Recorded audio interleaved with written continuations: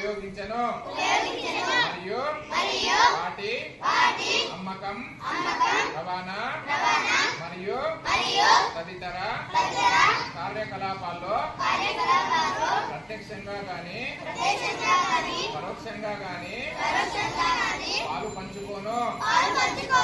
నేను పై విషయంలో నాతోటి విద్యార్థులు ఆరోగ్యకరమైన జీవితం గడిపేందుకు నా వంతు కృషి చేస్తాను. నేను ఇంటర్నెట్ మాధ్యమాన్ని వ్యక్తిగత మరియు సామాజిక వికాసానికి మాత్రమే ఉపయోగిస్తాను. ఇంటర్నెట్ నందు అశ్లీల మరియు అసభ్యకరమైన